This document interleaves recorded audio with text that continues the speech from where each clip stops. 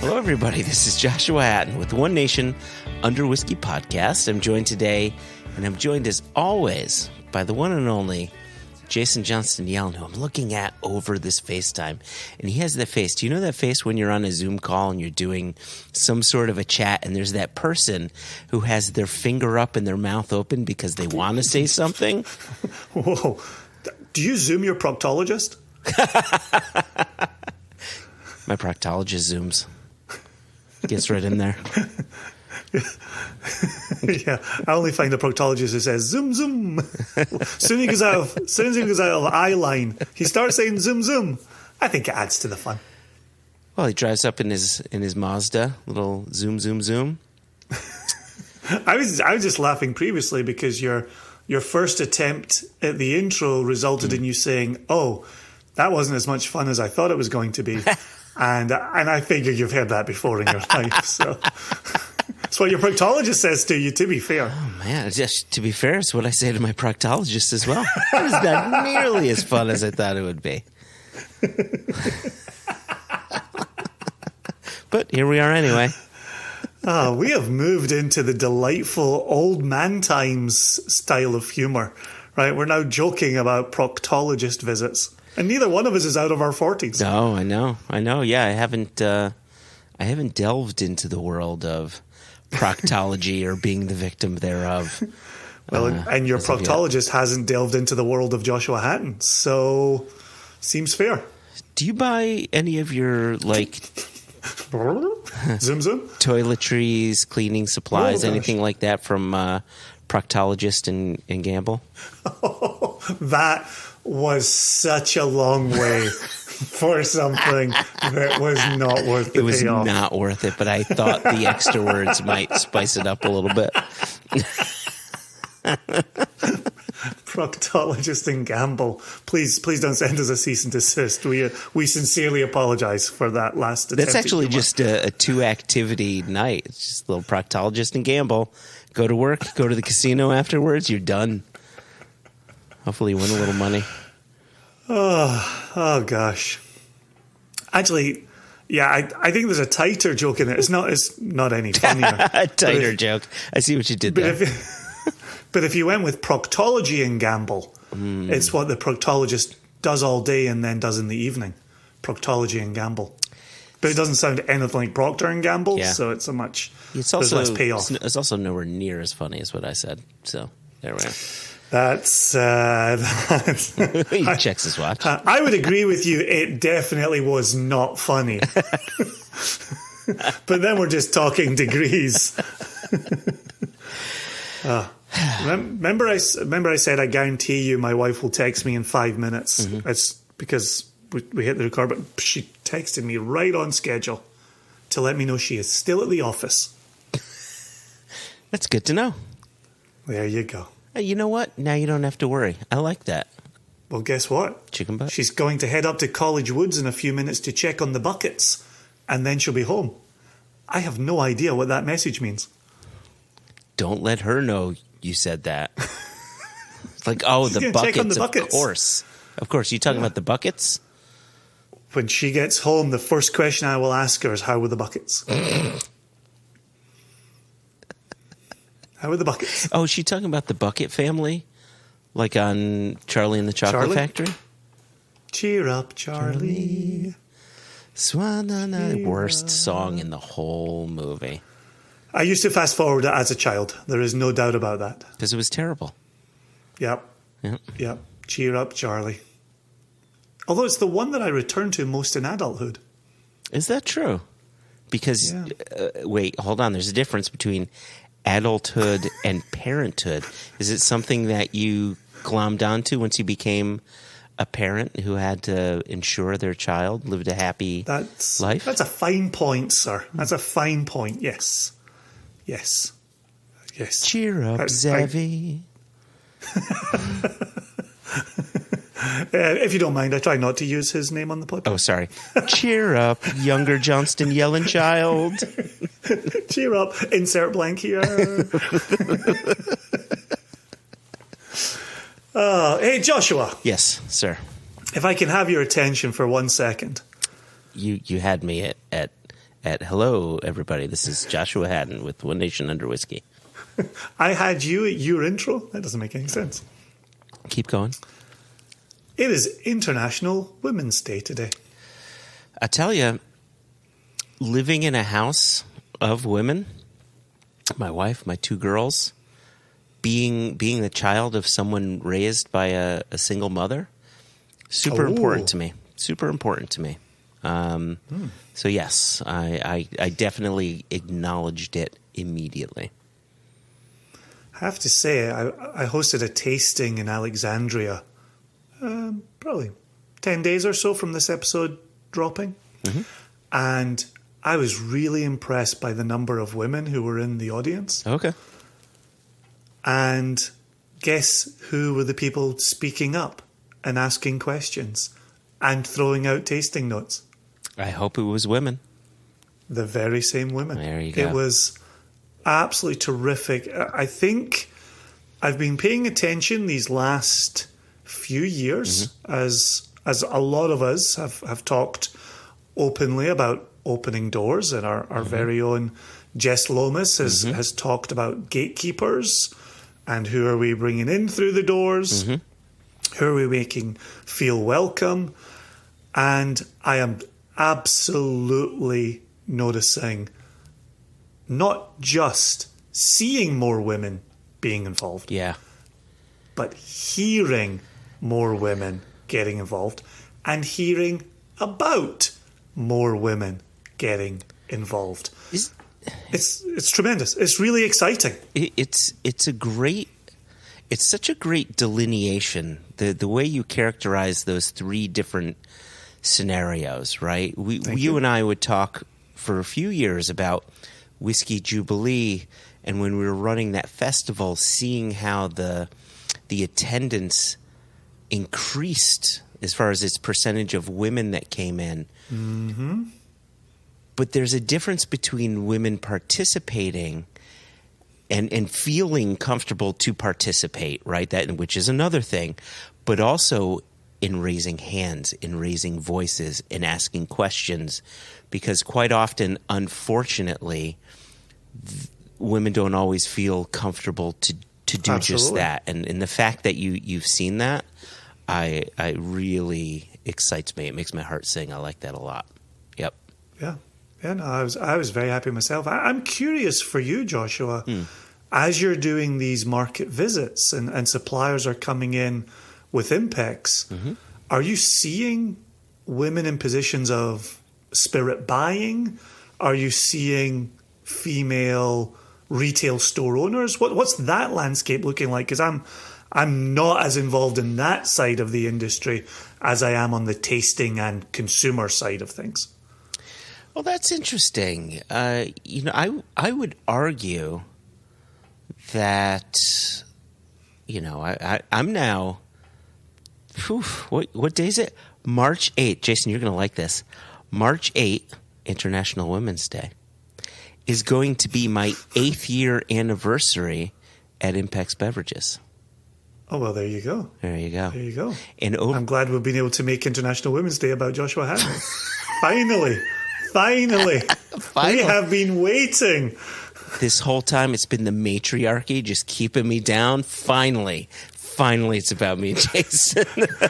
Now, just to be clear for our listeners, I know that's a joke your wife and girls make in your house. Yes.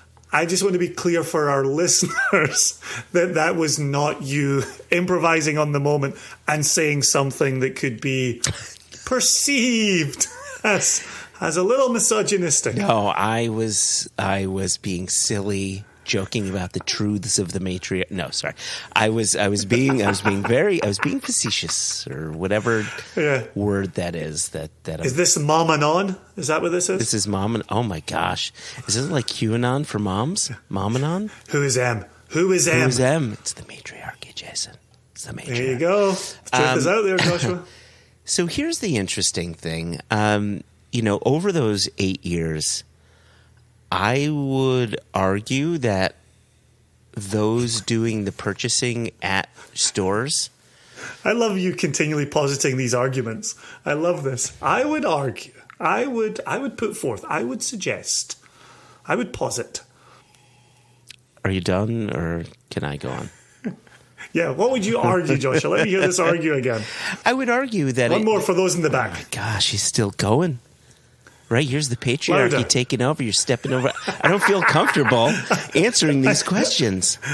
I am gatekeeping this argument, so there you go. Oh my gosh.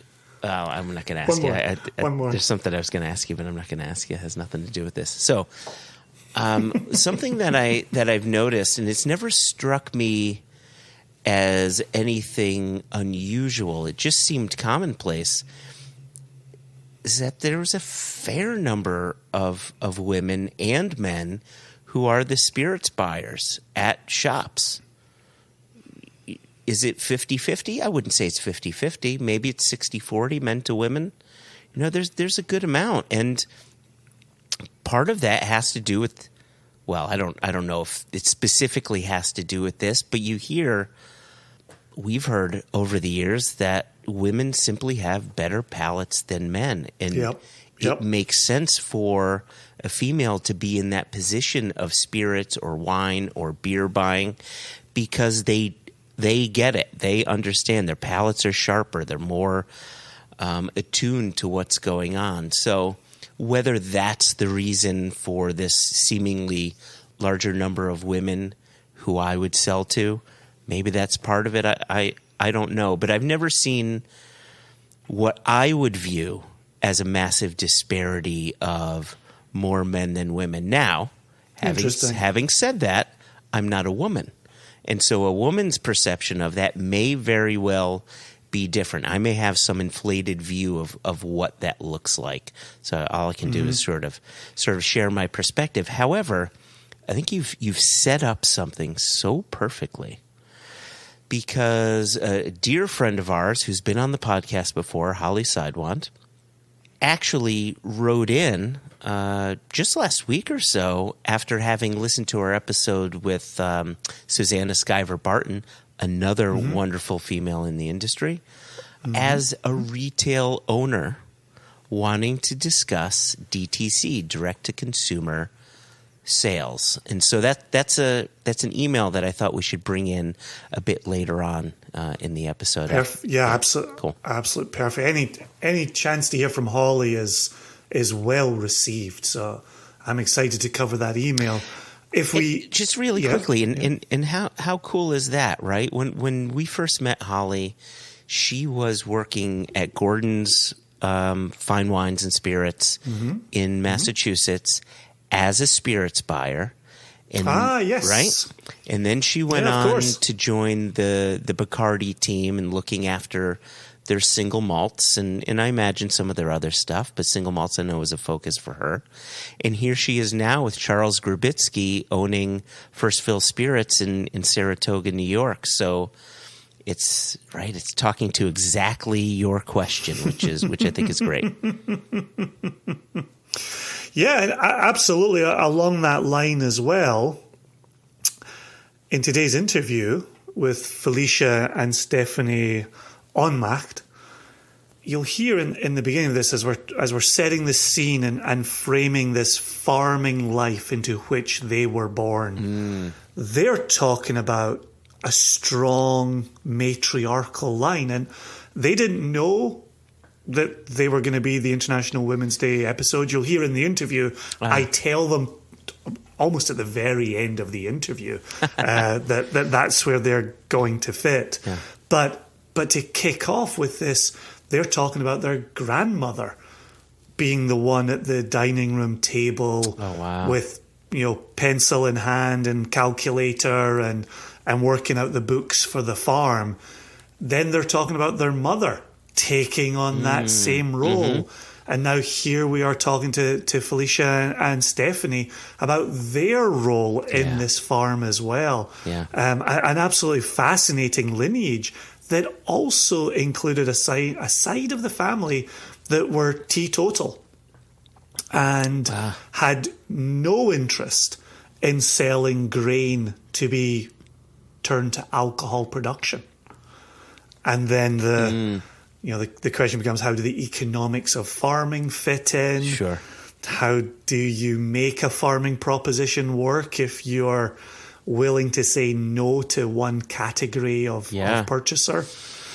Mm-hmm. So, a real cracking conversation.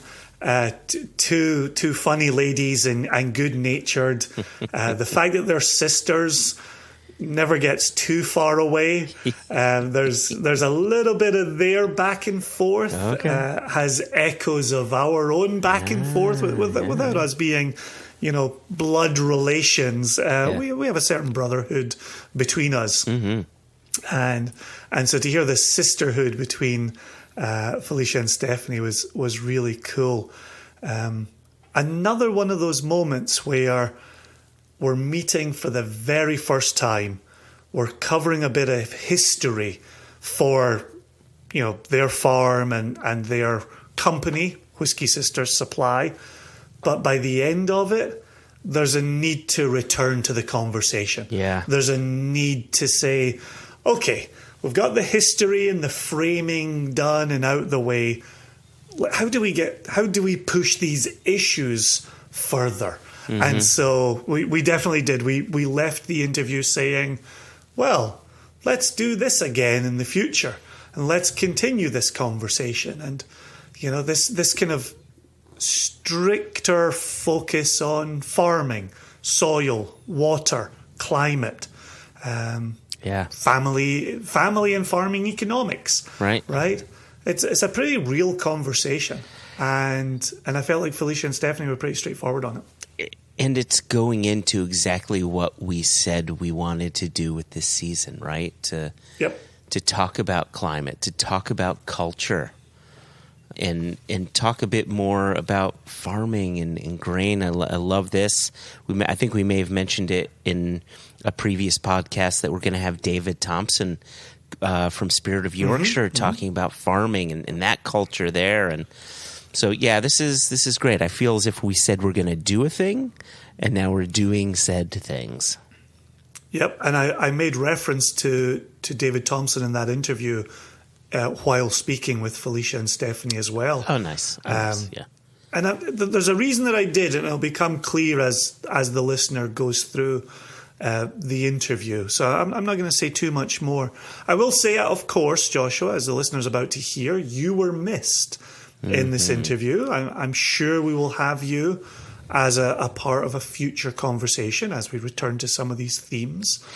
But it was me on my lonesome. Yeah, it gutted me to not be a part of this conversation. But, speaking of lifting up women and letting women lift themselves up, we had a meeting with the school counselor to go over colleges for my oldest daughter and how she can prepare for that and applying for them. And she's become an amazing student and is excited for academic life. So it sucked missing this, but hopefully you, Felicia and Stephanie, and the listeners understand. Well, happy International Women's Day to Delma when she listens to this episode. Without further ado, here's Felicia and Stephanie Ohnmacht of Whiskey Sisters Supply.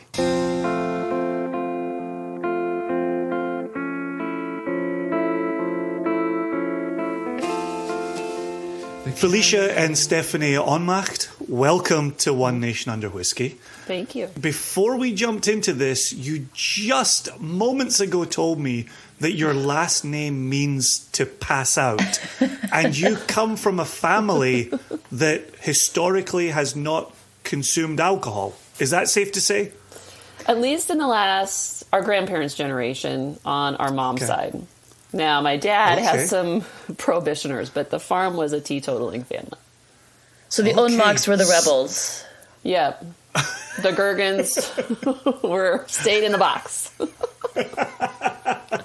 And so Gergen Farm, as your farm is named, is through the paternal line? Maternal. Maternal. Maternal line. Yeah. So the maternal is the Gergen. So your father's side then had prohibitionists in it. Are they all of similar extraction, Gergens and Ohnmachts? Were they all coming over from Germany or somewhere else? How the heck did they all get together? So we're German-Irish. So our grandmother is Irish. Awesome. and very, very Irish on her side. And then Gergen is Irish and German. And then on my dad's side, it's all very strong Germans. Okay. Both sides were in Kansas until Grandpa Charlie crossed over into Colorado looking for making it rich with his own land in 1907. Yeah. Oh, perfect. I was going to ask you, whenabouts would that have happened? And so 1907 gives us a nice little marker. Oh, I like that. Now, is it one of those family things where he was off finding his own fortune, or was it one of those family things where he said, enough of this family, I'm out of here? Ooh, that's Stephanie. We should come up with a story around that. That's a juicier story than the one we have. We don't know. Right? Yeah, he just ended up with a plot of land. He just ended up, and our story is that he was coming on and, he's by himself and he was on his wagon, and there is a broken wagon wheel that we have. And so we assume that the wagon wheel broke right where he needed to stop off. He kicks his hat around. He gets really mad at God and is like, well, maybe this is a silver lining. And this is where I put my stake down. For international listeners, this is such a classic American out west position, right? You went as far as you went until things broke, and then you just made the best of a bad situation. Right. That's Absolutely. remarkable. So speaking of making the best of a bad situation, you were both raised to move away from the farm. It was not believed that you would take over the family farm. That's right. Steph, you want to run with that one? Well, and it wasn't probably, farming is a very tough lifestyle, very unpredictable. You are, at the hands of Mother Nature in terms of is it a successful year or not. Hailstorm, windstorms, drought, frosts, freezing temperatures that kill your crop, all those different things. And they wanted better for their girls. There's 3 of us. And so they really encouraged a college education, go work and go find your way. And so we didn't think much of it. That's what we're going to do. We necessarily didn't want to stay in the farm either. We wanted to go see what else was out there in the world. As we've come back to operate the farm more closely, we learned that there probably just wasn't enough money to support any of us to come back because it was really hand to mouth. And so maybe they did want us to come back, but they knew financially they couldn't afford to even have us come back. So it was kind of one of those shoo, out of the nest, children, because there's nothing for you here. There's just not enough money to go around because it was such a tight operation. And it continues to be a very tight operation. And we will most definitely return to that very message. But you grew up on the farm, doing jobs on the farm. You were rolling up your sleeves, hands dirty after school at weekends. Was it that type of setup? It's a little bit of both. We had farm animals. Yeah. I had a herd of sheep, so, we had market sheep. You had a herd of sheep. We had a herd of sheep, Stephanie. I was involved in all of this. They were my sheep. You boy. took one to the fair. Oh. I thought it was only Scotsmen who fought over sheep, but I'm really glad that the 2 of you are rolling up your sleeves here. Fine. All I know is that my favorite ones are the ones my mom and dad fed me on my birthday, so... Never told her. They went to the butcher. That was great, but then they came back to the dinner plate on my birthday, which was always sad. You learn quickly not to get attached to your animals. Yes, absolutely. So we had animals, horses, all that kind of stuff, but we were less in the tractor. Yeah, we came from it wouldn't age well now, right? This kind of philosophy, but women were not meant to be in the tractor and out in the shop and doing all that stuff. So weirdly enough, I still don't know how to drive a tractor. Interesting. Yeah. Interesting. I want to get in it, but the way we have the farm set up now, it wouldn't work. But yeah, I really want to I want to learn how. Sure. And I think part of it was we had hired help. And I think, Grandpa was very protective of his granddaughters, and therefore, and he probably figured we'd crash something or break something, and he didn't want to be mad at us. So that's probably actually really what was wrong. Don't bring them out here. Do not bring them out here. they're gonna mess up my day. Just get in the way, get under wheels. Yep. So were you okay? Obviously it would be different for each of you. I know siblings have their own opinions about things, sometimes even sheep. But were you somewhat disappointed to leave that life behind? Were you excited to move more into a city? Was getting off to college an escape from the farm, or were you disappointed? I was ready to go. I was ready to go experience something different. I don't know about you, Steph, but for me, being in a small town was challenging. And so I was ready to go. I do appreciate small towns now, though, and it's very important. They're very, very important to the economy and to everything. But yeah, it was hard. I was ready to leave. Gotcha. Stephanie, same true? Nah, a little different. I did love my little community growing up in the small town, and everybody knew everybody, and it was a really great support system to raise kids. It wasn't... I would agree with you on that. Absolutely. If I misbehaved, my mom would know before we got home, right? It wasn't like she'd just be standing there and be like, got anything to tell me? And no, everything's fine. Well, so-and-so called. So, you sure you don't want to tell me? So what a great way to raise kids, right? You could just put them out there and somebody will rat on you. Yeah. I actually really enjoyed it. I did, but I really wanted to go to university and do my thing. So I think in both worlds, I enjoyed both pieces of that, but I was excited to leave. And I mean, I graduated, and Felicia, you brought the same graduating class. Yeah. It was only 50 people in my graduating class, and there was only 15 girls out of the remainder of the guys. So I was looking forward to meeting new people and new friends and kind of broaden that way. Yeah, and to dig myself out of the hole for small town people. I would agree, right? You knew everybody, and yes, I wanted to get out and experience more as well, too. For us in Scotland, strangers were even allowed to clip you around the ear. So not only were stories making it home before you were, but you had probably been punished by a stranger for the thing you'd been caught doing while out and about as well. So. That's so awesome. Yeah, that really took the fun out of a lot of things. Yeah, it did. What the hell? That we still did. So you went off and you lived these lives. And I know one of you was in corporate, one of you was a homemaker and raising kids. And then, did you then get drawn back to the farm, or had it been percolating in the head? Like, I'm curious, for two people who were ready to move away, what then brought you back? I think it was our grandmother from the dead, from the other side. She was. Well, this is taking a turn. Yeah.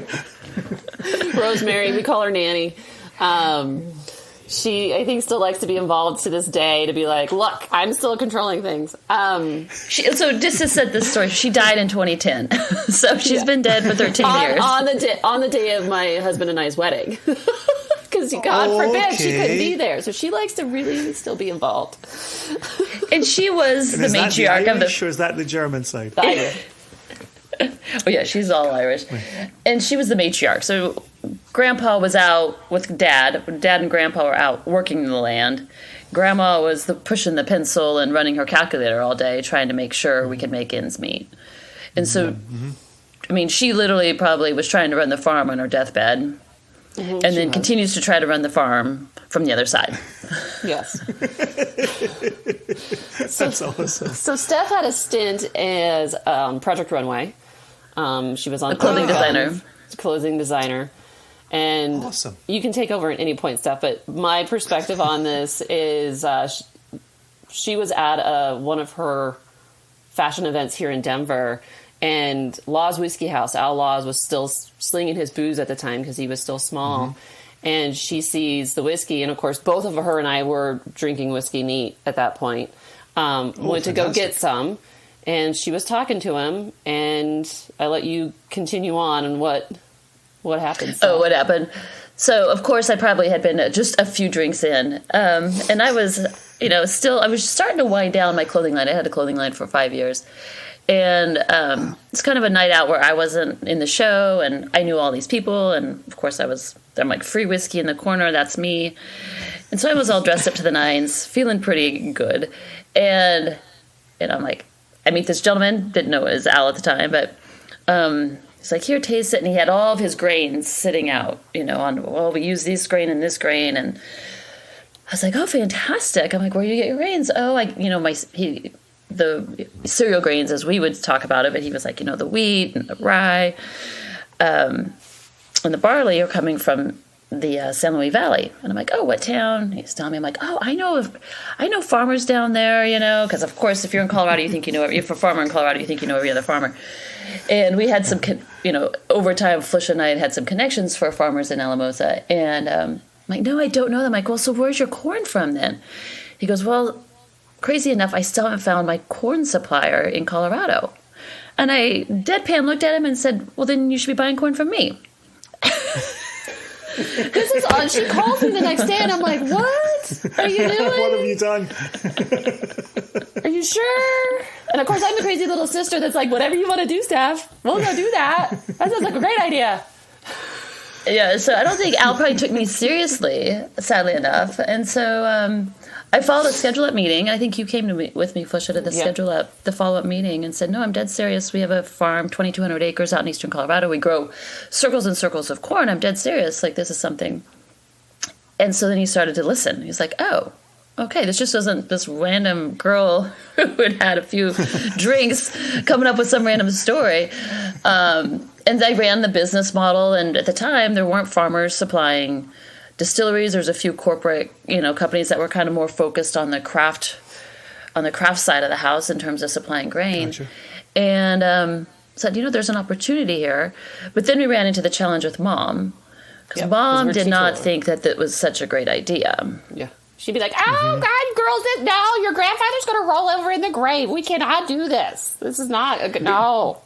Yeah. Because of this selling for alcohol, as opposed to just corn for a small distiller. Yeah. It was specifically the alcohol. So issue. Grandpa never tasted alcohol, never looked at it sideways. And we had his side of the family had some trauma behind alcohol from a couple of his relatives, immediate relatives. And so alcohol, again, was not permitted on the farm. And so she's like, yeah. And of course, Grandpa died in 2001.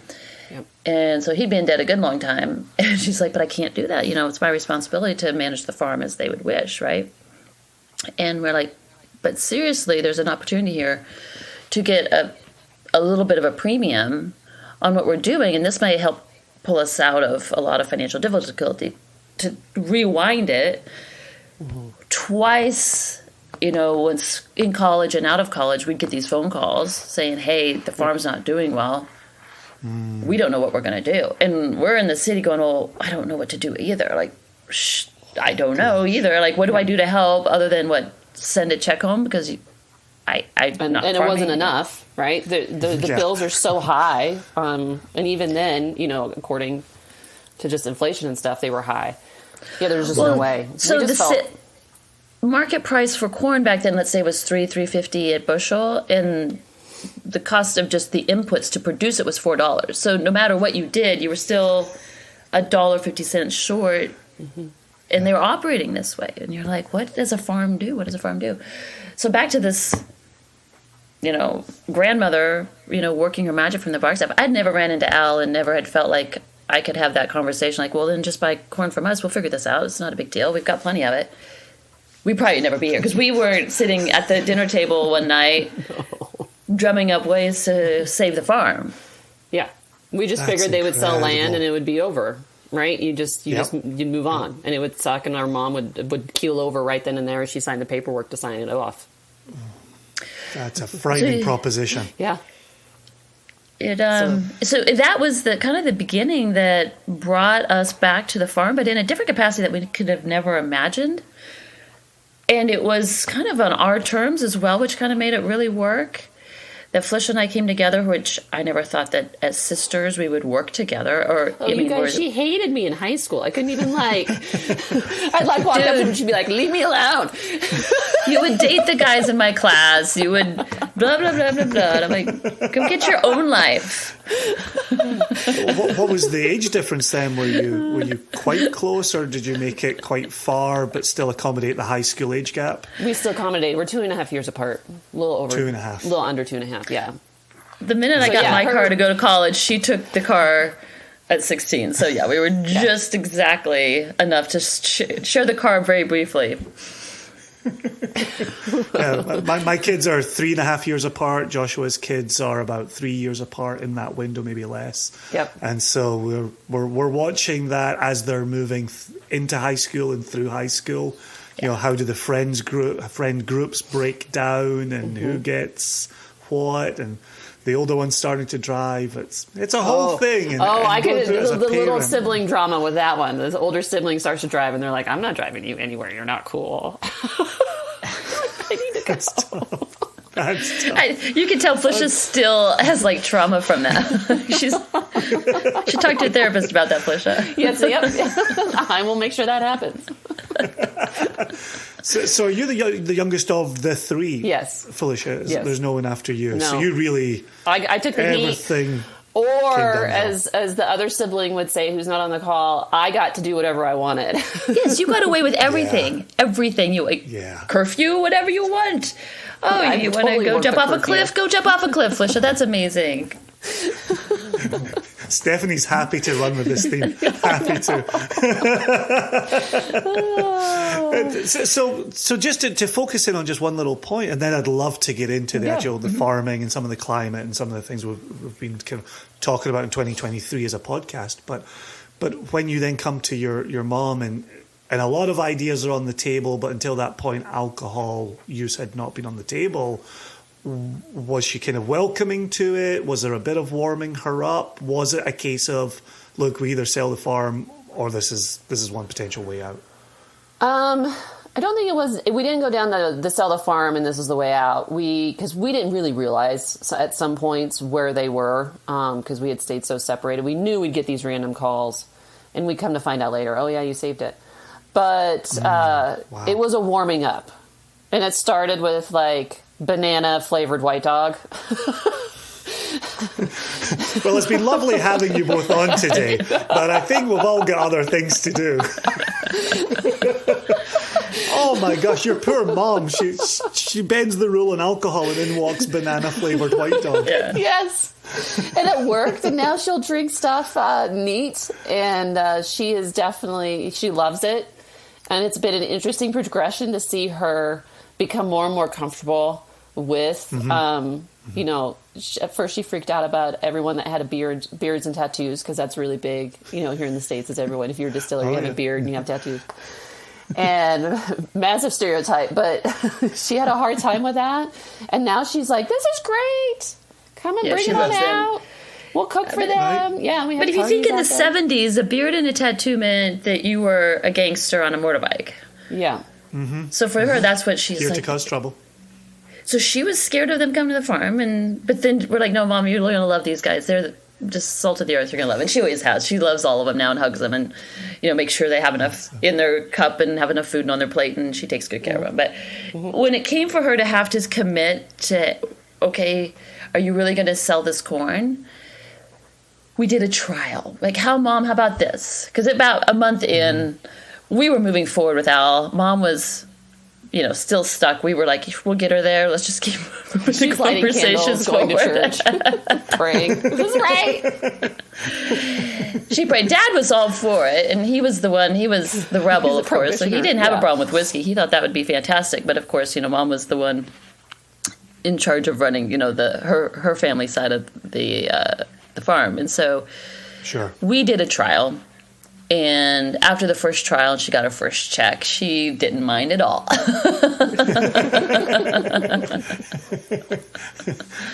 We can keep doing what we're doing. Yep. So then she's like, okay, girls, you keep doing this. This will be all right. We're like, okay, well, then we'll just go for it. So we did. We went for it pretty And, it was funny, again, back to this divine interception with grandma or something. I mean, we grew pretty quickly. There was a big need in word of mouth. I mean, we didn't have to go out selling and even flyers or, whatever at the time. Like, everybody started talking to each other. And before we knew it, we had a pretty solid customer base. And they're still our customers to this day. So that was really encouraging. Like, okay, we're on the right path. We're doing the right thing. And it brought us back to the farm in our own way, as I mentioned earlier. So that was really cool. Yeah. So does this take us as far back as 2015, or that was the original conversation and things started building out of 2015? Yep. October of 2015, we made they ran a test batch with our grain in November, 2016. Right? What, Felicia? No, we talked to them in November, and then they ran a batch in May because Laws just asked me for this information. We were solidly working with them starting in May of 2016. That was solid, but they did a half us, half the other person to try to kind of see if there was a flavor profile. And they actually really noticed a difference with our corn. It wasn't just like, okay, it's a substitute, we're good to go.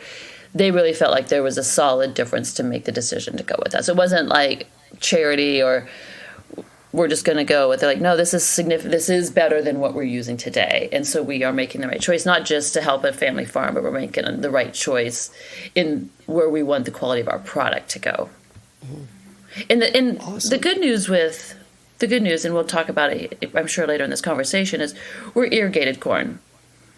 And you can't, when you're, let's say you're buying from a co-op or you're buying from a large corporate, you don't always know if you're going to get some of this, where it's pulled from, what farm it came from, was it irrigated, was it dry land? And so we can kind of control our circles of corn in a way because we do have that irrigation. So yes, we'll still see some swings in the flavor profile year to year based on drought and temperatures and all the other stuff. But we still are able to give it enough water to maintain at least a certain level of expectation on the quality of the corn. Okay, so I feel that we're in a place with the conversation we could splinter in a number of directions. I think as you bring up this irrigated corn, and it's the first time I've ever heard of there being two possibilities for corn. Maybe just in this moment, we can talk about what that means and the impact that makes. And then I've got a specific question about corn and distillation that I can ask you coming out of it. But can you speak to irrigated corn and then the dry land corn that you're mentioning? So for us, and I will try to you'll try to like wrap your head around it. Okay, here we go. So, and I think you have to remember where we're located. So we talk very much into climate smart farming. Corn that's going to come out of Washington is going to be different than what you get from eastern Colorado, even than different than Kentucky or Iowa. They get a lot more water than we do. They get a lot more rain. They're dealing with some drought, but they're downstream. They just get more moisture. There's more humidity. Where we're at, there's a lot more fluctuations in specifically water. And with the environment being hot during the day and cool at night, this also makes the starches fluctuate in your corn. So we tested dryland corn this last year from a very, very good farmer, one of the farmers that we work with on some of our cereal grains, and his starch content on his just GMO yellow corn was about 10 points lower than what our irrigated is. So there is a definite difference. And you think about it. Yeah. And to visualize an irrigated corn, typically, if you've ever flown over a farming area and you see all those little circles. Yep, absolutely. That's irrigated. So there's a pivot with a long string of towers and wheels and nozzles, and it runs in a circle and it irrigates. But we buy acreage in squares, essentially. And so the circle part gets irrigated. The outside little square triangles get nothing. Right. That's your dry land. Yep. And those corners are awful. Yeah, so you have there's no good call on that stuff. There's no water in our dry land. Now you'll see up here on the Front Range of Colorado, people will flood irrigate, so you'll still have squares, but then the water is coming in from pipes along the side of the field, and it just waters down. So you have to have a grade to make sure the water goes.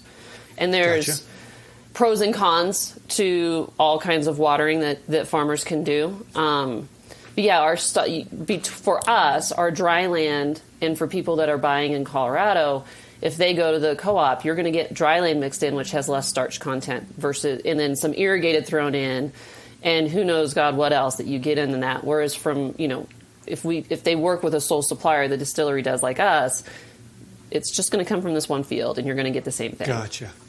Gotcha. With a higher moisture content in the corn. Moisture, starch. Mostly starch. Because higher starch, regardless if it's breaking down. dry land or irrigated, you're going to harvest it at the same moisture level. Because, the corn, you harvest the corn, at least in eastern Colorado, in October. If you're going to eat, like the sweet corn you get at the grocery store, that's getting harvested in August. So there's about 2 months, and it's different varietals all have different things in how that dries out. But you let it dry till there's only 12% moisture, well, a little bit more than that, moisture left in the kernel. And so you have to wait until it's down to a picking moisture that it won't mold. If you pick it too wet, it'll mold in the grain bin. And if it's dry enough but not so dry, it's underweighted, or you can't do as much with it. Because you do make money sometimes on the test weight. That's what they call it. Okay. All right, we're getting for us. Well, we have it in whiskey where we've got OLA and RLA. So you've got original liters of alcohol and regauge liters of alcohol. Okay. So if you buy the cask at the volume it was filled at, you will receive less whiskey in that cask, and the price you pay per litre will go north. So I really get what you're talking about with a test weight being your price point, because then whatever happens after that, you've already, made your money. You've already taken care of your end of the deal. I'm 100% with that. I understand the economics of that. That's awesome. So when you're then doing a circle, are you not growing anything in the dry land corners? Are you growing something else in the dry land corners? So dry land is handled very differently from we can start digging into like crop rotation. You can't grow. It's not, you can. Some people do it, but it ruins your soil if you grow corn on corn on corn on one piece of dry land. You can do it with irrigated, but dry land you have to cycle through, and there always has to be a year where nothing is grown on it, so it can just revitalize a little bit. There's somebody that's next to us that keeps growing corn on corn, and their yields on their dry land, you just look at the corn and you're like, that's just so sad. Why are you ruining the soil like that? You really have to really maintain and be good soil stewards in all situations, but especially with dry land. And on some of our corners, we're going to actually change them off into be just grass because they don't make enough. It's not worth it. Just from the very brief amount I hear here, that sounds like a good idea. Yeah. Or fill those dry corners with nitrogen fixers, some beans, some soy. Yeah. Awesome. Okay, we actually have a future episode coming up where we talk about soil stewardship as well, with the Spirit of Yorkshire Distillery. And so for listeners right now, we will be returning to this very topic. And on the UK side of things, and where they are in the north of England and what that looks like for them.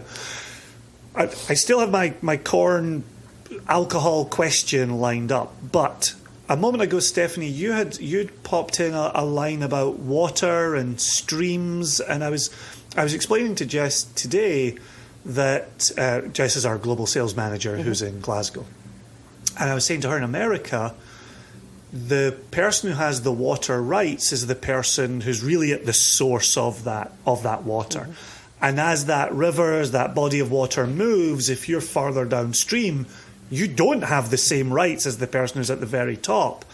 And she thought that sounded quite interesting, and I said I would follow up with both of you. How is that looking? Partly we've got Colorado drying out, we've got the Colorado River feeding California, if I'm right in saying that. And the question of how much water will make it from Colorado to California, And your farm is in Colorado, and you're saying we don't have enough water in Colorado. What do those water rights look like, and what's it like to be dependent downstream on those who are upstream? So if anyone's out there may get this slightly wrong, but my understanding is, at least on the eastern Colorado side, we pull from the Ogallala Aquifer. So our wells, and we have water rights, but the state is telling us we could only have so much of that. And they have been shrinking it over time. Because we have made agreements, and my understanding is these agreements were made 100 years ago. It happened to be a year that was really wet when these agreements were made. Oh, boy. So they're like, yeah, we got plenty of water, right? Never realizing it was ever going to go away, and it's kind of a finite resource. So we are legally required to send a certain amount downstream. So much so that Bonnie Reservoir, which is right next to us, was emptied to support what we were required to give them legally, and we no longer have a reservoir. So downstream from eastern Colorado is the Kansas, Nebraska's, the opposite side of the California, opposite side of the Continental Divide. Yep. Keep going. So we had, and we call it an acre feet. So we had 1,800 acre feet on some of our circles that we could pull that much water off. We're down to some of them being 500 in just 30 years. Wow. So we have been reducing a lot. There's a South Fork Republican River Water District is being tasked by the state of Colorado to turn off 29,000 acre feet of wells. So there are people that are right in the middle that, yes, they will get compensated for turning off their wells, but their land in this particular area has a lot of sand. The only way you can farm is if you have water. They won't have water. So there goes all their livelihood, and they're going to have to switch to livestock or grazing cattle, because that's all that land will be able to do without water. So there goes a whole bunch of people's livelihoods in the middle of this district. We have 3 wells that are in this that are being tasked to being turned off. So then there goes our irrigation. And you can fight it to a point, but the state's going to tell you, nope, you have to turn it off. So, yeah, a lot of farmers are pretty upset in eastern Colorado. So what becomes the response to that? Are there varieties of corn or cereals or other grains that are low water usage? So this is where we kind of get into that GMO problem, right? There are varieties. They always produce, the companies are smart in how they regionalize their varieties. Yes, but your bushels per acre yield goes down significantly. So, we can bushel over the 200 marks on an irrigated this last year of corn. This last year on corn, on dry land, we busheled 30.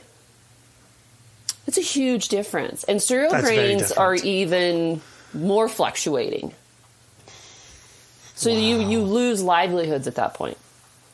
Now, there's some regenerative grasses, wheats and rye that they are testing to that you don't ever kill the plant, so you get like a flesh of the wheat. They're perennials. I know what you're talking about. They're perennials. So you get like a root structure that could be 18 inches below ground, and you harvest, but you're never destroying the root structure. And so some of those perennial grains are being tested, and it might serve some of these purposes we're talking about. We haven't been as involved. They're doing a lot of the testing, I know, in Kansas.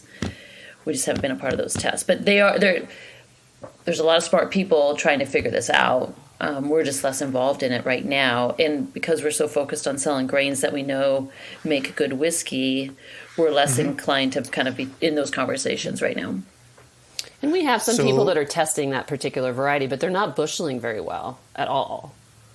Okay. So yields are down, prices will go up to use them in any application. That application price will go up as well. But like Stephanie said, people, I think this one's coming out of K-State, Kansas State University. They're working really hard, right? Everyone knows and sees this coming, and how do we keep these economies going and to feed people? Right.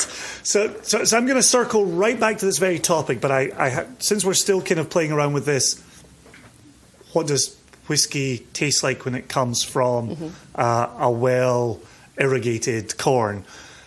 Some of the talk that we have in whiskey circles is by the time it's been grown and fermented and distilled and matured, you're getting farther and farther and farther away from the flavour of that original raw ingredient. And I'm not saying I necessarily adhere to that or not, but it is a conversation that we have in whiskey circles.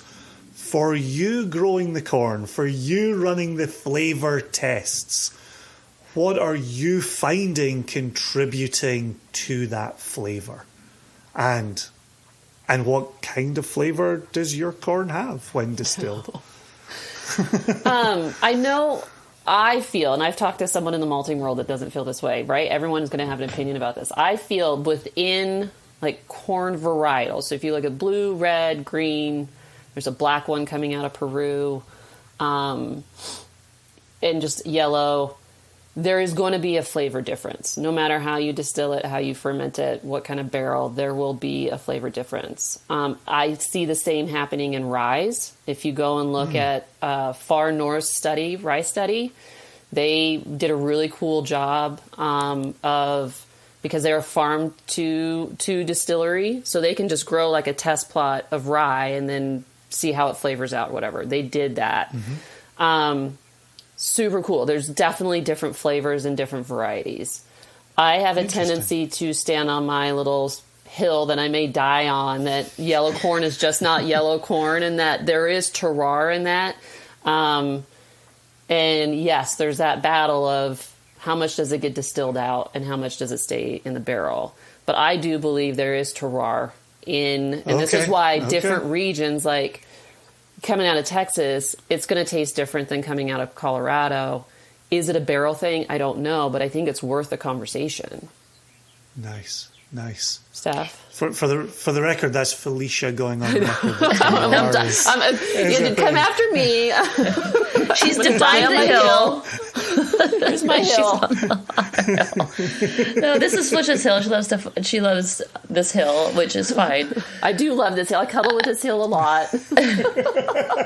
She looks for validation, though, so if anybody wants to validate her, please do. She'll feel better about herself.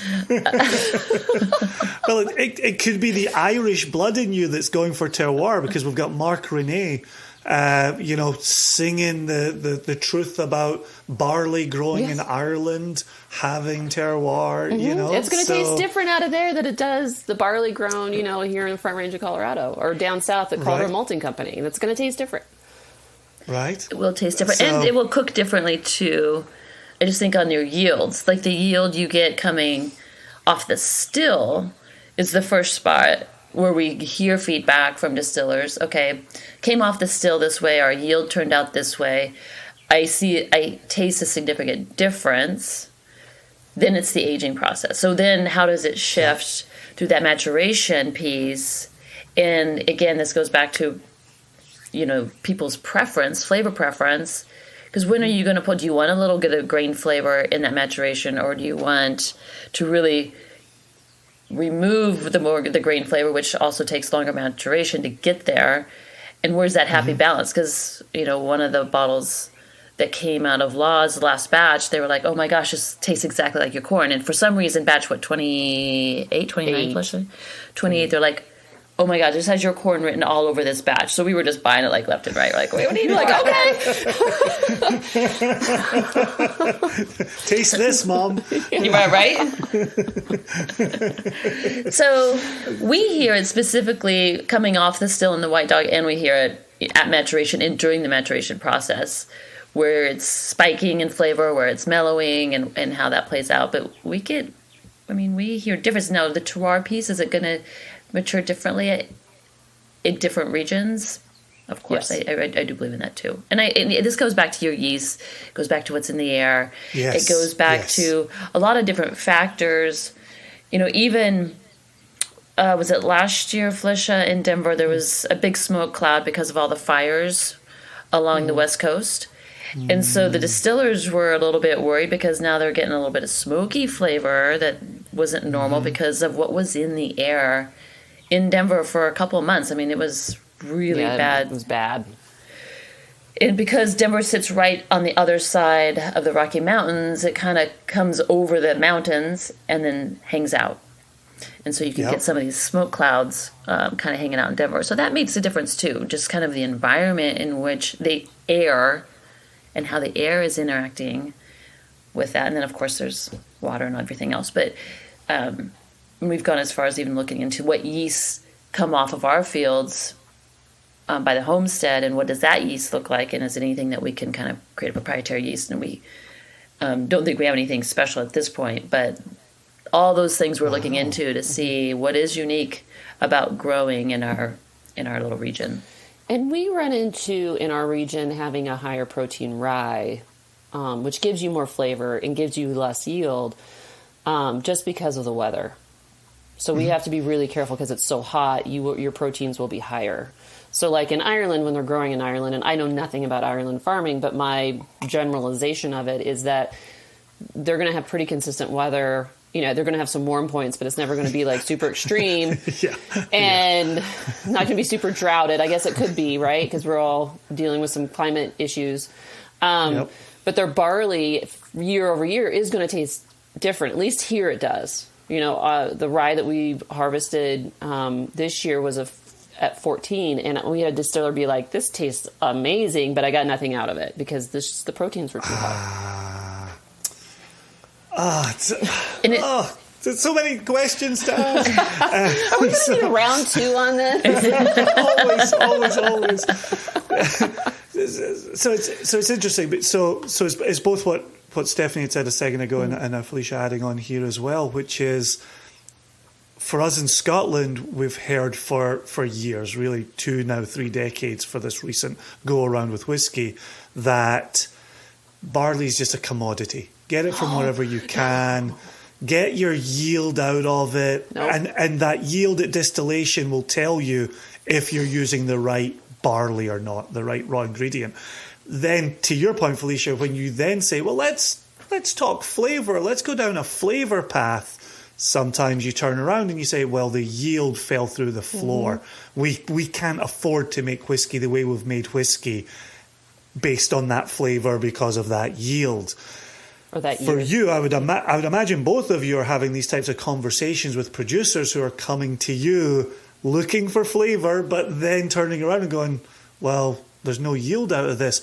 Where does that conversation go? If I or the listeners, Joshua, if we're sitting in that room, where does the conversation go? Well, if it's bourbon, you end up adding just more corn in, because then that can compensate for your yield, which goes back to corn is just corn, right? Just like barley is just barley over there. Hurts my heart. But this is why I think in Colorado and craft distilleries, Steph, correct me if I'm wrong, that they really focus on batching. And they're so small that they can allow for those fluctuations and explain it in their marketing. They're like, this year it's going to taste different because this is what was going on at the farmers. When they become very farm focused, you can have these fluctuations. Some of these big producers, they got to make sure it tastes the same all the time. Completely fine, right? That exactly. Yep. Awesome. Consistency. Very consistent. But you work with craft distillers, they can sit there and go, this batch is going to taste different because of X, Y, Z. Yep. It's just is it turning a little bit of that negative into a bit of that positive, or even just being honest, right? Honesty in marketing to say our yield went down, our price is this. Right. Do you want to pay it? Right. And you kind of see that in the wine industry with grapes and good growing years and bad and stressed grapes and not stressed grapes, and how they market that. Because, right, some bottles, when you get into the more craft wineries, right, some of those batches are more expensive than if you bought it the year before because there was fewer grapes or fewer production from the grapes. So it starts to look a little bit like that. That's a great example. That's really cool. I will think about that going forward. I will mention that more as well. Thank you, Stephanie. That's awesome. Yeah, because it goes back to the terroir. And there was a now closed distillery. She's back at her hill, Stephanie. She's on a hill. She was never off it. Well, there was a now closed distillery, which is really sad that it closed. But they had tested barley at an elevation. They were in Nevada. And a mile away, the elevation was, same variety. A mile away, the elevation was 500 feet difference in feet. And it's not that far away from each other. And that barley came out different. Which I think if you go by grain, I think people will concede grains can be different. Not corn. But I think that argument is by the time it comes out the other side, those differences have gone. And I think it's for some people making that argument of, no, that will remain. It will remain. That will still be in there. And that's exactly what you're saying, Stephanie. Too, there's probably a factor in there about how many times you run it through the still. Like how clean are you running it, right? I mean, people love the vodka if it doesn't have flavor, and people like vodka that has their flavor. But if you want flavorless vodka, you're going to run it through the column still a few times, possibly, right? Yeah. And you're going to be using a column still, not a pot still. So some of those, just as a distiller artist and knowing what you want to get out of it, will drive what flavor's left. Yep. So I'd put a little bit of that back on if you really want to bring out the flavor of this corn because you love it so much. And people do this all the time with blue corn. People are very successful with blue corn and red corn.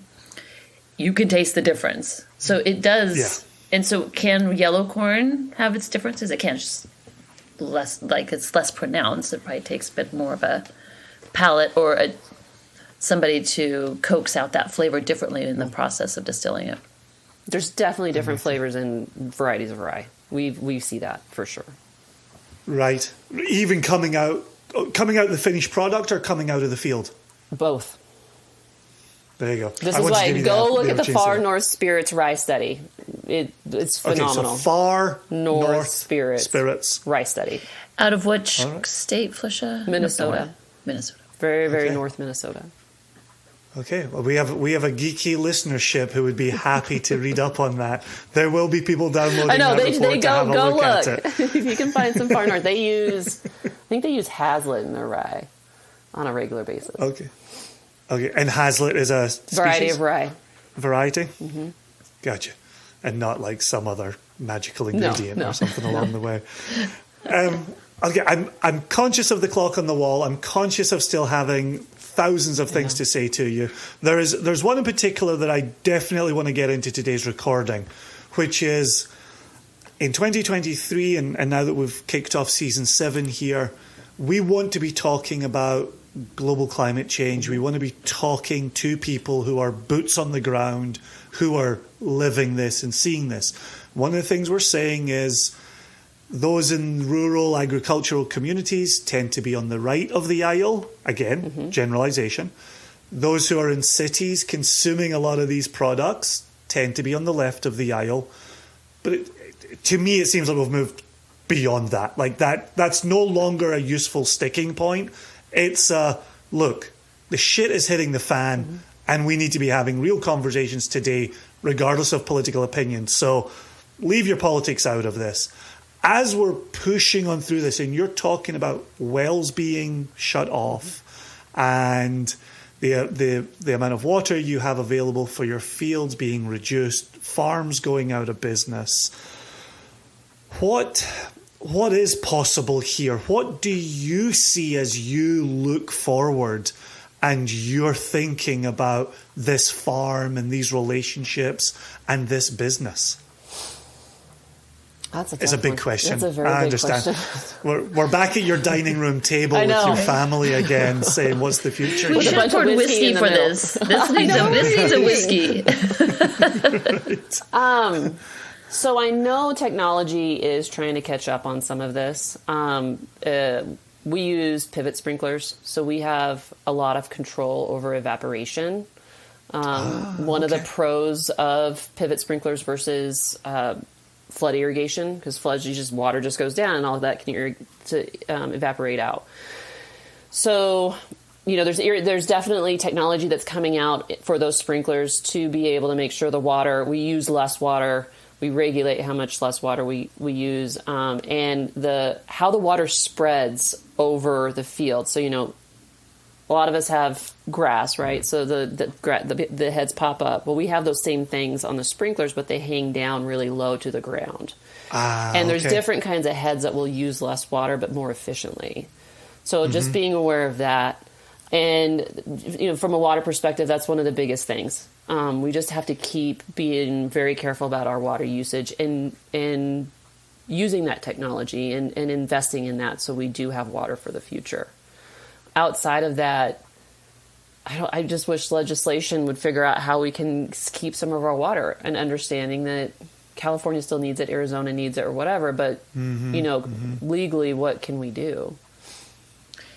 And so when we talk about climate change, right, so farmers are starting to change their crops. Like the crops that we grew at the farm in the 1970s are different than the crops we're growing today because of, inputs, and we can talk about fertilizer here for a minute, because I think when Felicia was talking about technology, there's some, the farming equipment Felicia and I grew up with were small tractors that didn't have radios, didn't have air conditioning. Dad would come home at 6 and he'd be like, had roasted himself to a pulp, and he had some radio with 2 double D batteries in it, and and he could maybe hear what was going on or not. Now these inside of these cabs are computers. They can auto drive.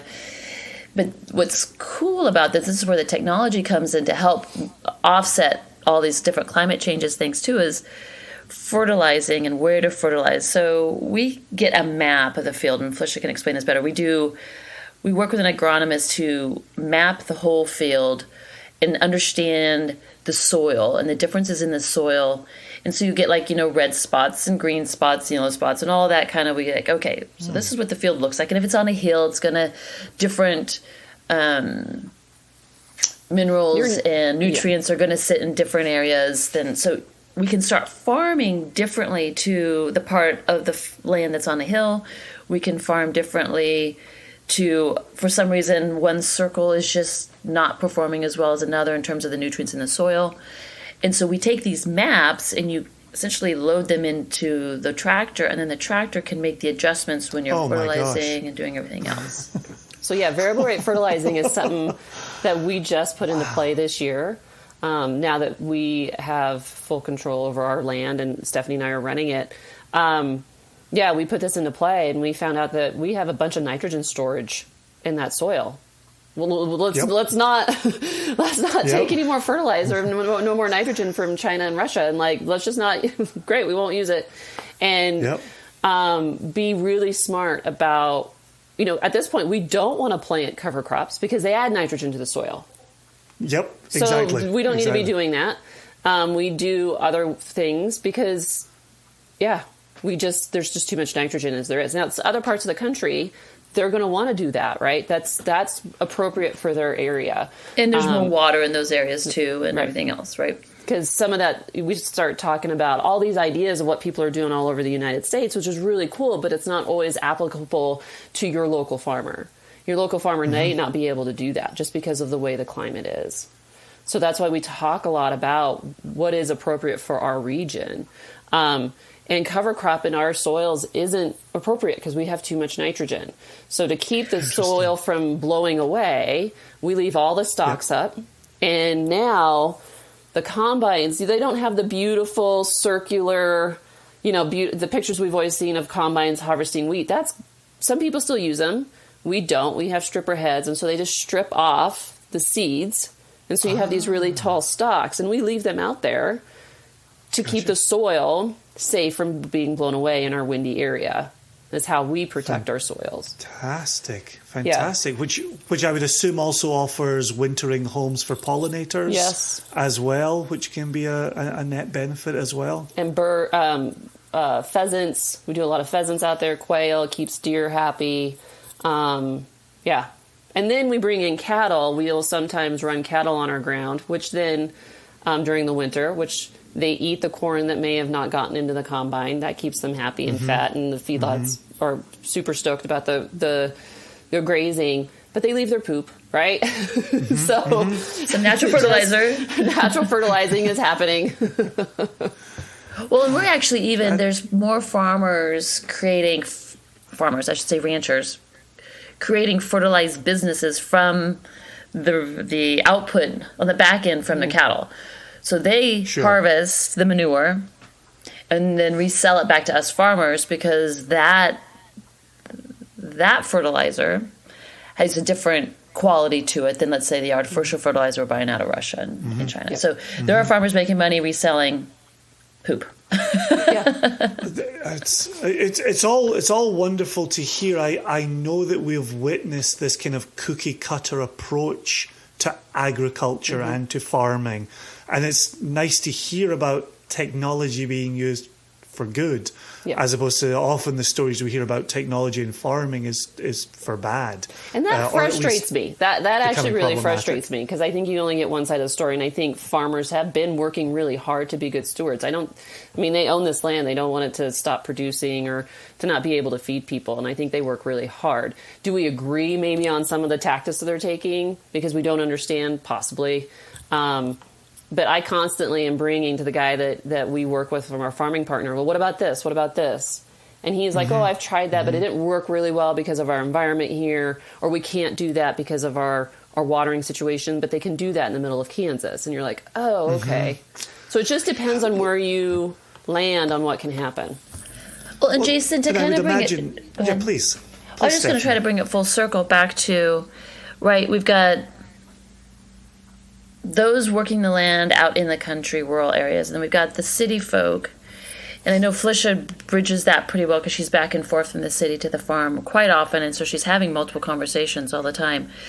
And I think one thing that we've been able to do from our point of view, being kind of the middle broker between our distillers who live in the city and our farmers, is we are now creating a conversation with our distillers and now talking to our farm and our farmers and understanding the process, the understanding of what's happening and why. But what they do is when they go back to their distillery, they're explaining to their customers what's happening in the farm. So they're now our voice of all the things that are happening. And Felicia and I take some pride in saying, hey, we made those relationships happen. We are helping bridge that gap that has whatever society's created here. We're kind of hoping to get people back into the middle so they can at least understand what's happening in the farm. And if our distillers and then their salespeople just continue to share that message, Felicia and I are advocates of helping people understand the whys on both sides. And there's never the perfect or the right answer, but there's a reason, and the people who are making those decisions are doing the best that they think they can. I really do. I think everybody has the best of heart in how they are operating. And they're totally willing to change if something comes different that's better. But there has to be reasoning as to why it's better. Well, and I think that's my takeaway from today's conversation is we look at the problems of agriculture coming from cookie-cutter solutions. And in listening to you today, I'm thinking to myself, gosh, a lot of the things that I think of as solutions in agriculture are cookie cutter, right? The fact that you're saying, well, our soil's got more nitrogen than it needs, we don't need ground cover, right? Yep. Here in Virginia, we talk about ground cover all the time. Which is great for you guys. That's awesome. Ground cover to your heart's content. Right? I think that's such a nice point to take from today's conversation, that we, on both sides, we can be guilty of running around with a single cookie cutter, often because we're trying to make life easier, often because we're trying to communicate in as few words as possible. And I think as an hour with you both shows, it's not enough. It's the beginning of a conversation. It's not the end of a conversation. Before we get out of here, I do want to acknowledge that this episode is dropping on International Women's Day. And it has been a pleasure talking to two smart, educated women who are the future of agriculture. and that's a really exciting thing for me and for our listeners as well. If there's anything you want to add on International Women's Day, I would be happy to give you the floor before we get out of here. I'm going to shout out to all the women who run the operations behind the scenes at farms. I do think women, we grew up with a woman running the whole thing from an operational perspective, and I think there's a lot more women that we know, that we even know about, that are running the show at their own farms. Yeah. Brilliant. So shout out to them, because it's hard work. I mean, it's all hard work. I mean, nothing easy about running a farm, but both being in the field and behind the desk takes a lot.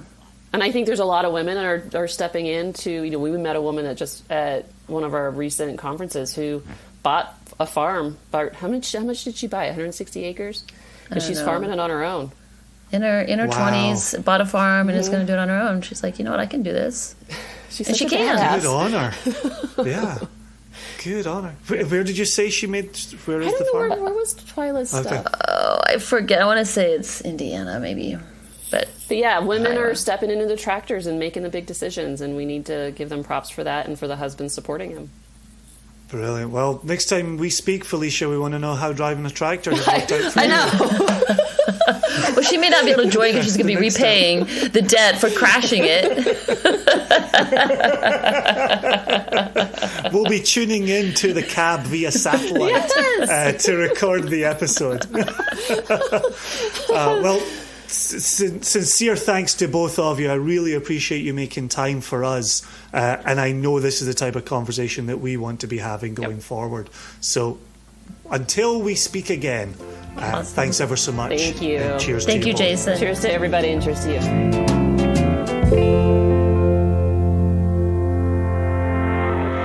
Listening back to that conversation, I'm kicking myself even harder than I was before having to bow out of the conversation. You guys had a brilliant talk. I loved it, and there was one element that really struck me, and it was this idea about this one size fits all idea to agriculture and how it doesn't really work.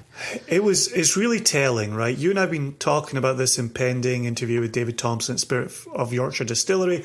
I mentioned it in the conversation with Felicia and Stephanie here. With David, as our listeners will hear when we actually do go ahead and release that episode, we're talking about ground cover with David and the need for ground cover. Yeah, sure. And for us here in Virginia, Tamara, my wife, and I, we've got a small yard, but we've also got a farm at the end of our backyard. Mm-hmm. Ground cover's hugely important. Mm-hmm. It fixes nitrogen, it stops soil erosion, it stops soil blowing away in the wind, a la the Dust Bowl of the 1940s and the central states of the United States. Here you've got Felicia and Stephanie saying we've got more nitrogen in the soil than we know what to do with. Wild, ground right? cover would only put more nitrogen into our soil. We do this other thing to keep the soil from eroding and blowing away. And in doing this thing, which is leaving stalks up in the ground from corn harvesting, they've got a place for cattle to go. They're getting excrement, right? Deposits from cattle that's fertilizing their soil. There's a number of different ways to do this. And it was good for me to hear it as well. I like getting out of that headspace that is, okay, one size fits all. I've got my 5 bulleted list of tasks and checkpoints. It's like, no, take a breath. Listen to the people you're talking to. Listen to what they say they're doing and they're able to do and what their region looks like and what their region does, and implement a different solution. Yeah. I thought, I'm with you, Joshua. That was a huge takeaway for me. And I think gives us something to return to with Felicia and Stephanie as we go forth through the rest of season 7 and even as we turn our attention beyond that as well. Well, what's nice, and this is the last thing that I'll add to this, what's nice about this and hearing that people have different experiences, and you just touched on it yourself, it gives us more information as we talk more with people like Felicia and Stephanie and David and who knows else as the season and as the years go on. The more we learn, the more we're able to form new questions and think about things in a different way. And I think it's great. And I just hope my sincere, obviously you and I want to learn, but we're here to help our listeners learn. So I'm hoping that they're taking away this positivity in the same manner that we are. Well, and I hope it's also sending a message, which is in talking to David and Felicia and Stephanie and you and I talking and where the inspiration came from this in January and in talking to Susanna as well. We are all refusing to have climate change and the realities of living with climate change be politicized. We're just refusing that. We're just rejecting that out of hand. Yep. And we're saying, look, we're not going to avoid this because it might affect somebody or make someone tune out because politics showed up.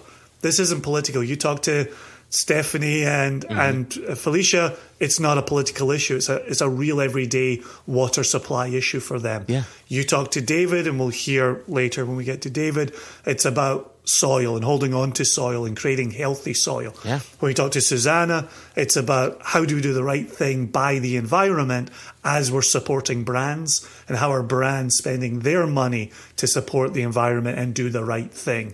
Like, where's politics in any of that? Nowhere. Right? It's the world in which we're living our lives day in and day out. Yeah. And I love the fact that we're sending, all of us combined are sending this message to brands, to producers. This is what we want to be talking about. We want to be hearing what you're doing about it. Let's press on.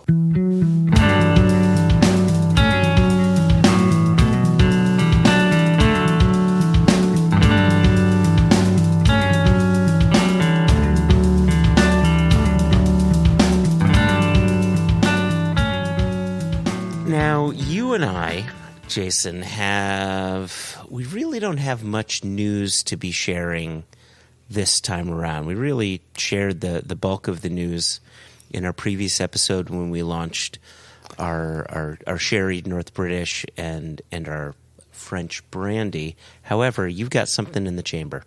Yeah.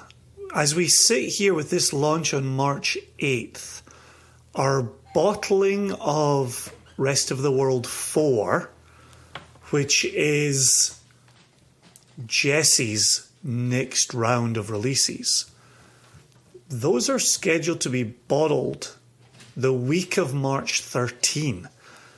So we will be getting ever closer, and I will go on the record here and say in the very next episode we will be talking with Jess Lomas, our global sales manager based out of Glasgow, about her fourth Rest of the World release.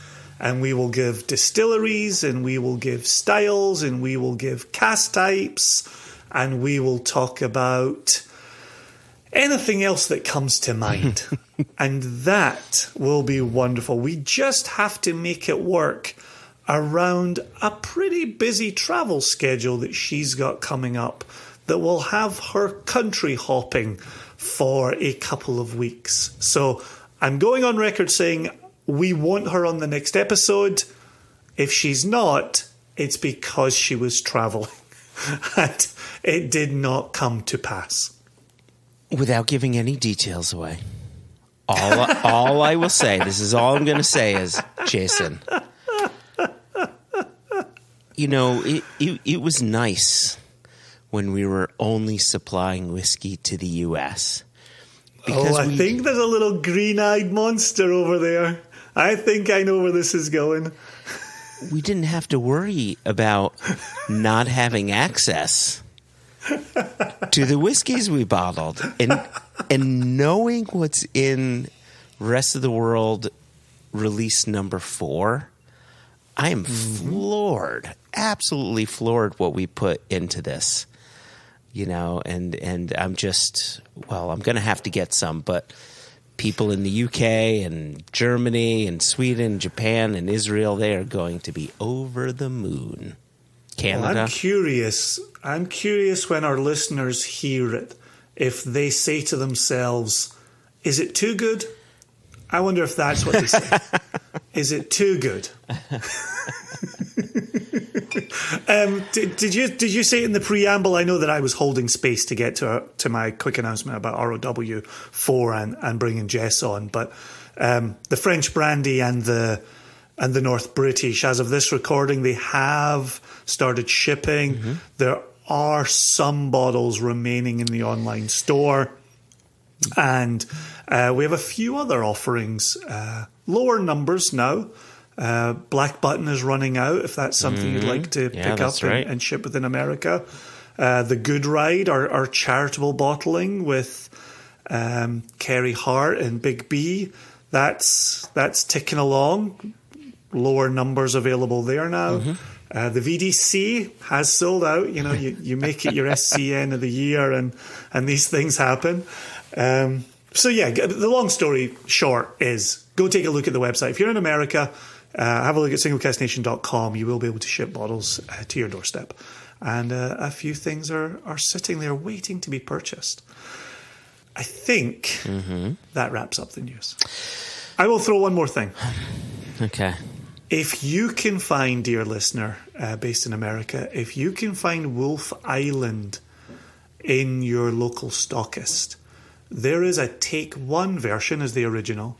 There is a Take 2 version, which is the release that came in with our retail release number 9 for the United States. You will tell the difference because Take 1 has no clapperboard. Yep. That's the famous device. I thought you were going to say you could tell the difference flavor-wise, but yes. So you can. Yeah. Oh, you can. Oh, without a doubt. Buy them. Actually, when we end this recording, Greg Swartz, the director of Water of Life Film, is actually doing a live taste test on his channel. I love it. A little side by side. Yeah. But to the point. Yeah. Thank you. Take 1 does not have the clapperboard over the sheep's face. Take 2 does have the clapperboard, and it says Take 2 on it. So that's I will say, that's how you know. That's how you know. And I will say, those who know. But and those who I've just told now know as well. But I will say, if you find the version without the clapperboard, that is rare at this point. Mm-hmm. You are more likely to find the version with the clapperboard, and if you can find both, I highly recommend doing a side by side. Oh yeah, yep. For exactly that reason, right? Like, note the subtle differences. Each of them is 5 casks of first fill bourbon, non-peated spirit, combined with 1 cask of peated spirit, which is a Highland peat going into that mix. Mm-hmm. Well, it is not an Isla peat going into that mix. Well done with the clarifications there. Is now, Jason, a good time for me to bring in Holly Sedwan's email? I think it would be a perfect time. Perfect. So I've also poured a little dram that I will contemplate while I am listening to this email, and maybe we'll turn our attention to the drams after the email, and then we'll get out of here. Okay, perfect. Okay, so this email came in towards the end of February, and Holly's email subject line just says, podcast comment, Susanna episode, DTC. Hi, Joshua and Jason. I listen to all of your podcast episodes, but when I see Susanna is on, I listen immediately. And rightly so. She goes on, everyone has an opinion about direct-to-consumer, or DTC. It's become such an emotional topic depending on what side you're on. I know for me, it keeps me up, riddled with anxiety most nights. And she adds in, ha! With an exclamation point. Hey, we're all up with some version of anxiety at nights. It's what's your particular flavor? Yeah, exactly, right. And so she goes on. She says, anyways, I wanted to add one thing that we have seen over the past 2 years in retail land. The conversation is typically around distributors fighting against it, but we were stoked to learn a lot of small retailers are fighting against it at the local and state level. Many independent retailers have lumped DTC into the total wine fight. They aren't wrong. if Tito's can be shipped anywhere, they're in trouble. They'll need to specialize or provide a better experience. I'm not tooting our own horn here at First Fill Spirits, but I was shocked to hear this from retailers. The archaic, restrictive laws have really limited us as a specialty shop that gets calls and emails daily about shipping our curated bottles. Again, I just wanted to throw that out there as something I didn't see coming now that I'm on the ugly, dusty side of retail. So the ugly, dusty side of retail, she says? That's what she says. The ugly, dusty side. Interesting. Because clearly dusty gets a certain type of whiskey person excited. Yeah, excited. Right. But this is the ugly, dusty side. She begins to close here. She says, I'm so very hopeful distilleries can get their rights back, and then we can see that trickle down to us in retail, hopefully before I'm in the nursing home. I hope to see you both soon. Holly. Fantastic. Really, really, really fantastic. It's a perspective that we desperately want to hear. And you and I have talked about, and to be fair, we have talked about it for a couple of years here, but we want to have a retailer episode of this podcast. I want to further discuss this with Holly in a future episode. We will need to bring her on as a guest. We've had her on previously, as you rightly said, when she was in the brand ambassadorial she's in a different role now. She has different role. Perspectives, yeah. And as a store owner, I would absolutely love to hear her perspective. I wonder if we're saying similar things here. And I wonder if we're not so far apart. She said something very telling in her email, which was, those who stand a chance of being left behind by DTC need to improve and or offer a better experience. Yeah. Right? Yeah. And I think that is key. And I come from, obviously, the specialist IB side of things. I come from the specialist consumer side of things. I'm not walking into my local ABC and picking up a handle of Jack, a handle of Jim, a handle of Tito's, right? I'm not that consumer. I'm seeking out esoteric, cask strength, oftentimes single cask products. Yeah. Right. I understand my perspective as in a very different end of this industry spectrum. But I also know that Holly is offering up a very specialist, a very well curated selection of whiskies. Yep. And I don't know if that type of retailer has as much to worry about from DTC. I think that type of retailer has already made their decision on how they're going to go about making money. And it's without the Jacks and the Tito's and the Beams of the world. Like Holly and Charles, co-owners, have already set themselves a high degree of difficulty in pulling off this store. I also believe in the two of them to pull off this store, right? But it's a very different proposition than having a corner liquor store that everybody plows through to come and get the stuff in brown bags that gets them where they're going. Exactly. They have created/curated a very different liquor shopping experience. So, just really quickly on this subject, I was talking with someone today who had been to Norfolk Wine and Spirits for the first time. We've mentioned the shop countless times on the website, on the podcast, talking about Bikram and how the shop owner, and how he has created an independent bottler mecca, if you will. If you go into his shop and you just turn left and look at the walls, you'll see that the vast majority of Scotch whiskey that he carries is Scotch whiskey that's been bottled by independent bottlers and not necessarily coming from the distilleries. And the question that came to me after talking to this person earlier was let me pause there. The reason he asked this question is the shop isn't in it's not in some downtown area. It's not in a fancy bigwig area. It's in a tiny little town called Norfolk that few, if anybody, really knows of. And he said, how is he getting all of these customers and everybody to come through and all of these suppliers? And I said, because he's created a very specific shop that's become a destination point for people. Yep.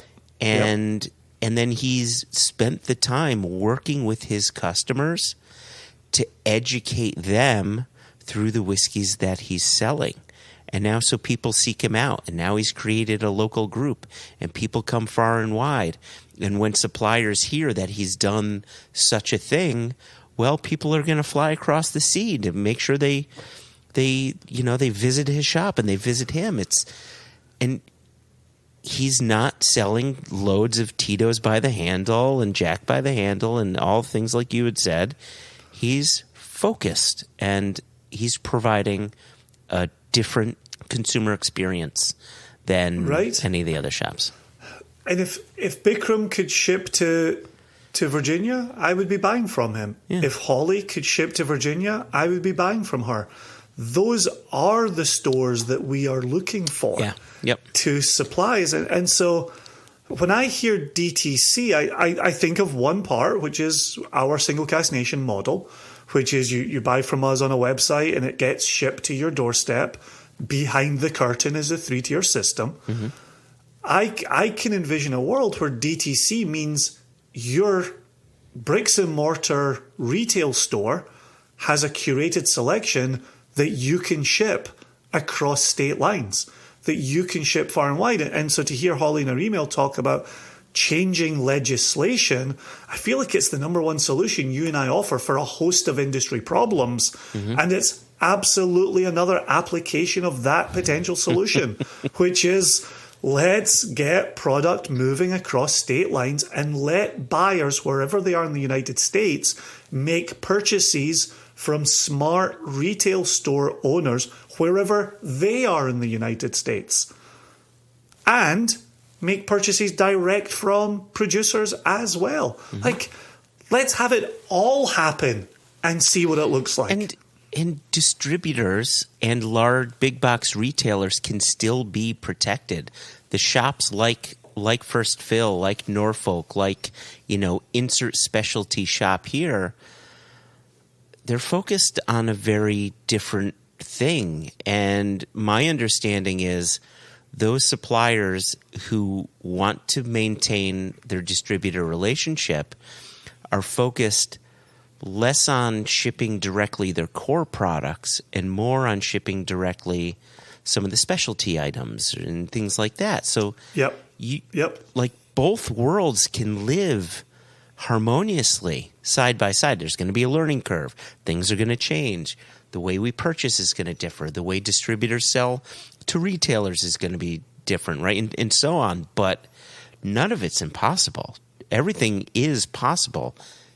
It's just how do we do it and how do we get the backing to make that happen? Yeah, this would be great to have Holly on to discuss this further and hear her responses to what we are arguing here. There you go. So thanks again to Holly for writing. Cheers, Holly. We actually have a load of other emails that came in. We actually have some straggler emails from our mailbag episode that we do need to get to. I don't think today is the episode in which we will get to them. Emphasis on us being the stragglers and not the people sending in the questions. That's a very good point, Jason. Very good point. So they made a deadline. We just ran out of time in a podcast. But we will bring those emails in.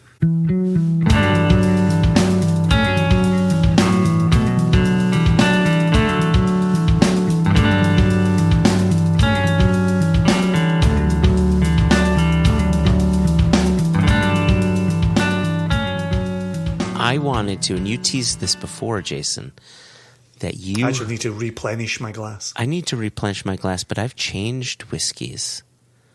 that I've been drinking. So you had mentioned you've been revisiting a whiskey and you've been enjoying it. Yeah, for the last week or so, maybe 10 days, I've been revisiting this bottle. So the game we're going to play is, dear listener, what's in our glass? That's it. So I'm going to go to you first because you're the most cryptic of the two of us. So I would say the color of your liquid is sort of a bright gold. Yep, I would have offered up reflective gold. Yeah. We are in a similar ballpark here. Is there a hint of green going on in there?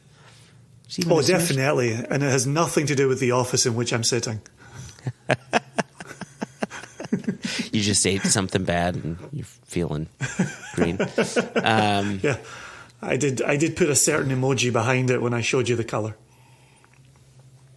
So the thing that I've been noticing as I've been revisiting this bottling over the last week to 10 days is there's a fruitiness on the nose. Okay. That I don't recall as much from earlier go-arounds with this. So then if you didn't experience a fruitiness before, something tells me that it was likely a peated whiskey that did a better job of hiding its own fruitiness. Am I going down the right path? You're not, but that was an interesting comment that you made. I quite liked that because I agree with you. I absolutely agree with you that sometimes when you're misled by peat, that you can sometimes return and find a bit more fruit when you move beyond that peat influence. All right, so there's a fruitiness you haven't discovered before. So let me ask you a few questions here. Are we in the world of Scotch whiskey? We are, absolutely. Yeah. Okay. Are we cask strength or something a little less? Cask strength. Okay. Are we owner's bottling or independent bottling? OB or IB? IB. IB, okay. Single cask. Oh, I was getting something kind of grain forward there as well. Fruits and grains. Ooh. Yeah. Yeah, good legs on it. Really nice oil in the glass here. Okay, so independently bottled, cask strength, single cask, Scotch whiskey, not peated, bright golden color makes me think it's either some sort of a fresh bourbon or potentially a refill sherry. Could you describe the notes on the nose you're getting? Describe the notes on the nose? Yeah. The nose that I've just been describing? Yeah, the notes that I haven't been listening to because I've been too busy trying to process. But you've repeated back to me? Did I repeat them back to you? Yeah, I totally thought you were listening. You were repeating back the words I was saying. That's where I'm saying fruit. That's where I'm saying grain. No, you said grain. I didn't say grain. You said grain. You said grain back to me. You said, oh, that's interesting. Yeah, no, I get that, but those aren't notes. Fruitiness and a grainy, like they are notes, but I'm looking for a bit more specificity here. So plum apricots. Yeah, exactly. Yeah. Whole wheat toast. Okay, apricots, whole wheat toast. Oh, interesting. Okay. I could say a thing, but I say it so much it's not going to help you in the slightest. But I'm going to say licorice all sorts on the nose as well. Fruity, okay. Interesting. Give me some palate notes. I like this. I have a guess, or I'm whittling down, I should say. Really unctuous. Okay. The oils that you can see in the glass are absolutely present on the palate. Mm-hmm, mm-hmm. There's an age to this. There is a subtlety to the palate. Okay. But I would say what's really nice is the fruit and the hay, and even that sweetness from the licorice all sorts that was on the nose. It does carry on through the palate. There's something on the nose that leads through the palate as well that that when I first tried this, that was my area of focus. And it's now kind of receded a little bit. And if I tell you what it is, you'll know exactly what whiskey this is. Okay, but I do like that you said there's a bit of age to it. So you're getting some more subtle, some more delicate notes. Getting pear drops as I return to the nose. Oh, see, that's interesting. I usually associate pear drop notes with younger whiskeys simply because pear drop is such a new make kind of note. No. And then almost pears and ginger on the palate. Is this whiskey 30 years or older? No. Okay. But you're not a million miles off. If you'd said 25 and older, you would have got a resounding yes from me. Aha. Okay. Do you want me you're so close. Do you want me to tell you what used to be the focus and is now kind of receded a little bit? Yes. So it used to have this cigarette smoke quality to the nose. I know what it is. And now there I've got this kind of fresh pack of cigarettes on the palate. Just softly, just subtly. But it kind of moves between a new pack of cigarettes and like a gentle clove, a gentle ginger, a gentle spice, right? It's in that kind of realm. But what's really happened for me with this whiskey, and this has been the fun of revisiting in the last 7 to 10 days, is that fruit really presenting itself. I've really enjoyed that quality of it. And I don't know if it's here in Virginia, we've had some really warm spring-like days to go along with some really terrible, cold, rainy, windy winter days. Yep. But on revisiting it on those warmer spring-like days, it has been such a little drinker. And it's soft, and the strength is 52.4, so it's not blowing your head off. So without looking at the details on the bottle, I'm going to reach for the bottle that I think it is, and I'm going to give you my notes, and then we'll see if I'm correct. Okay. I'm not entirely sure what's happening, but I'm playing along. Something is going to happen. What I'm saying is, I'm holding out my hands and my eyes are closed. Continue. What I'm saying is, I think I know what bottling this is, and so therefore, I've made the whiskey I had in my glass previously go away, and by go away I mean I put it down my throat, and I'm pouring the whiskey that I think you are enjoying, that you have been revisiting, and I'm going to go over the notes and see if I'm correct. You cool with that? And I'm not looking at the ABV. I didn't even. I'm not looking at anything. So I'm not getting a fruitiness, but I am getting that hint of, oh, Jesus. Oh, here's a cat on my shoulder. Hi, Angus. There is a cat on your shoulder. There is a cat. There's no doubting that. Put your cat on my shoulder. So I'm getting that cigarette smoke. And it's interesting. You know, usually when we talk about whiskeys, there's that. If we're talking about tobacco, it's always cigars. It's cigar smoke. It's cigar wrappers. It's a humidor. And this is specifically cigarette smoke. Bit of a funkiness to it. I'm not getting any of that fruit that you got. Interesting. But I do see the pear. I do now see the pear in it. It's like unripened pear. It's not baked pear. It's like fresh, still kind of hard as a rock pear. Nothing juicy on the nose, at least. It's going to be great if we're drinking two completely different whiskeys. Wouldn't that be funny? I don't think we are, Jason. All right. On the palate. It's leather. It's like a catcher's mitt, followed by fruit. Here's where some of the fruit comes in. This is like boozy apricots. and a little bit of pear. Are you getting any malt loaf? Oh, I love malt loaf. You know I love malt loaf. Hold on. I'm gonna give it a go. Now I have to have malt loaf on my mind. Much less successful career than meatloaf, but still respected in some circles.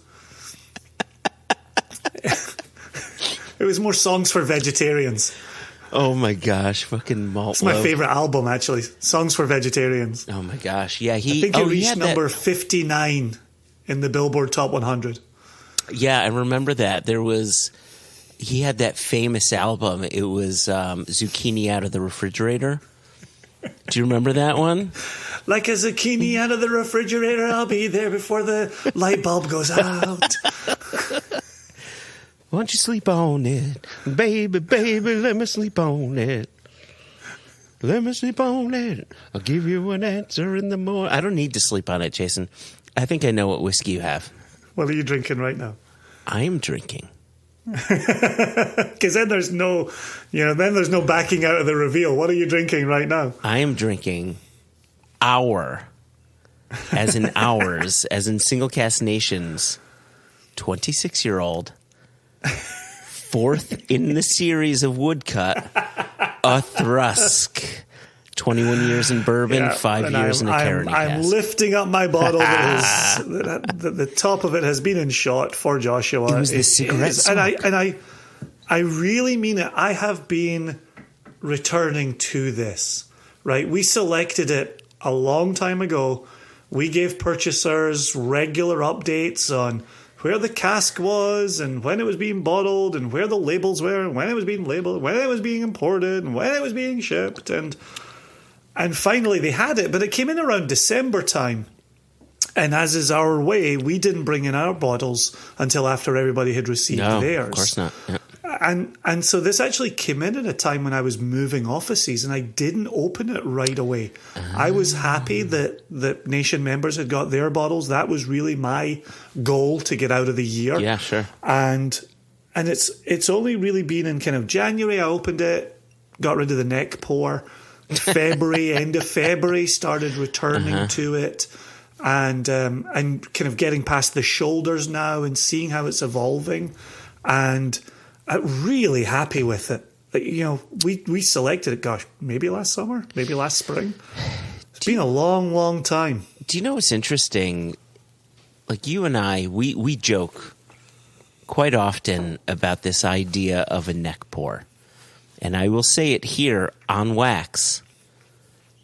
The idea that the liquid that is sitting in the neck of your bottle is bad liquid as compared to the rest of your bottle is one of the dumbest thoughts and statements one can have. It doesn't make sense. It's ridiculous. What you're dealing with is a whiskey that, or other drink, that may simply benefit from a little bit of oxygen. And that's what's so nice. You open up a bottle, you pour out your first bit of liquid, and then you revisit it a month later, and it's different. And that's simply because some oxygen is doing its work. We had Ollie Chilton on talking about the benefits of oxygen in a cask to help that whiskey mature, right? So when I first opened this bottle and I pour the neck pour in my glass, I remember saying, this isn't how I remember it being in the cask. I'm not loving it as much. So what I did is years ago, I'm talking like 2011, 2012, there was a Nation member that sent me a wine aerator. And it's great, right? It's just this cylindrical thing that almost looks like a small funnel. And as the liquid goes through the funnel, there's two holes that are drilled in the side that pull air in as liquid goes through that funnel. So it naturally, it aerates that liquid. And once I took a sip of the whiskey and I said, I think this might need a bit more air, I just grabbed another glass. I put the aerator in that other glass. I dumped my glass of whiskey through the aerator into the other glass. We're living in the future. And it was just like the experience of drinking it from the cask. Like it fixed that quote unquote neck pour issue. all it was a little bit of oxygen. It was great. And here I am. I mean, I still have plenty of liquid left in the bottle to be drinking because I'm savoring it, but it made that neck pour just as good as the rest of the bottle. Get an aerator or just pour the whiskey and let it sit in your glass for 10 minutes. Like, you don't have to pour it and go for the gusto. Like, whiskey, you should take a little time with your whiskey, and so that's rocking. That's really rocking. I figured we were onto something when I started seeing some repeat orders coming in. With this sitting on the website, those that received it were able to taste it and then revisit and make some order some more bottles. So I figured, okay, I gotta sit with this dram, and I gotta do it over a series of days. And so I'm glad we got a chance to drink it. I have now, over the course of since we covered the email and then got into the tasting notes on this, I have poured 2 glasses, and they have been pretty decently sized pours at that. How far into your bottle are you? It's a real drinker. Just past the shoulders. Okay, yeah, which is pretty much where I am. So there you go. Yeah, we're about in the same spot. I'm actually going to pour a third to get us out of here. Smart. Next time we'll guess what's in your glass. Next time. Good. So since you've just been hitting all the bottles while we've been recording this, it's been a fucking great day, Jason. Just hitting all those bottles. I have to go see how things turned out with the buckets. Oh, right. Well, yeah. I mean, I'm not getting drunk. I've got to go to synagogue later this evening. So, none of us are getting drunk, Joshua. Yeah, but you had to sort of clarify, I can't drink all the things because I got to learn about buckets. So I'm just clarifying, I just meant I got to wrap up this recording because I got to go ask my wife about the buckets. Cheer up, Jason. That's it. Just really quickly, back to Holly's email and the fact that we have other emails to read. We will read those emails, and we're going to do a better job, maybe starting with the next episode. But if you had an email you wanted to send us, really, really urge you to do so. You can email us questions at onenationunderwhiskey.com, info@singlecastnation.com. Both those emails will get to us. And I wanted to say one last thing while I'm here, especially seeing as we have some Thrusk in our glass, and maybe this is the best way to get out of this. If you are a Single Cast Nation member, if you're familiar with our company in any way, shape, or form, you'll know that for the past couple of years, we've been a 4-person team. Joshua, Jason, Jess, Elijah. And Indeed. February 28th, 2023, was Elijah Ammon's last day with Single Cast Nation. He's had 2 jobs, and he's decided to go with the one that's making him far more money, while he raises his ever growing family. And having been 2 gents in the position that he's currently in, having to make decisions, we can't fault him. All we can do is drink whiskey from his favorite distillery, a Thrusk, and wish him the absolute best. He was an asset to us, a good friend, and an asset to the company, and he'll be an asset to his current job and anywhere he may go as his life goes on. So, Elijah. Absolutely. Yeah, as much as February 28 marked the end of him being with us, I'm really glad we were able to get the 4 of us on a mailbag episode. And we got some of his perspective and some of Jesse's, and obviously you and I register our perspective every 2 weeks. But it was nice, right? We said that after the recording, right? It was really good to hear a 30-year-old's perspective. For sure. Jess, obviously, a 25-year-old's perspective. I don't know how she pulled off Project 1989 when that's not when she was born. I don't even understand. What is a 25-year-old woman doing celebrating a year that she obviously wasn't born in? But I echo you. Cheers to Elijah and whatever is next for him. All the very best, my friend. to Jess. You know, the three of us continue on. We celebrate her this International Women's Day. And I hope it's obvious we celebrate her every day. And that's not what I was just going once to a say. year. It's, International Women's Day is important because it Great does. focus. It's a great It's a great focus. And the month, right? The month of March, Women's History Month. Yes, but women's history is history, right? My point is women should be celebrated every day, just not on March 8th, not just on March 8th, and not just during the month of March. That's all. Oh, without any shadow of a doubt. But think of how much women's history hasn't been told. Which is why yes. Oh, a month of focus is still an important thing. I agree with you wholeheartedly. It's back to John Lennon and Imagine if we didn't need that, right? Wouldn't that be great?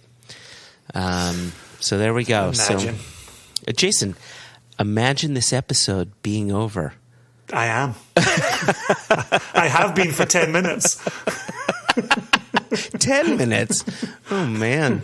Well, Jason, I raise my glass to Felicia and Stephanie for being on the podcast episode today. I raise my glass to all women in whiskey and the work that they're doing, and hopefully we're doing our part as men in the industry, and I hope that other men in the industry also follow women's lead and help to support them as this industry grows. And I raise my glass to our very own Jess Lomas, our own female in the whiskey industry, and to Elijah, and to our listeners, and then finally, Jason, to you. Cheers all. Oh, yeah, I got to clang it. Clang, clang, here, clang, glass, trolley. Glass meat bottle.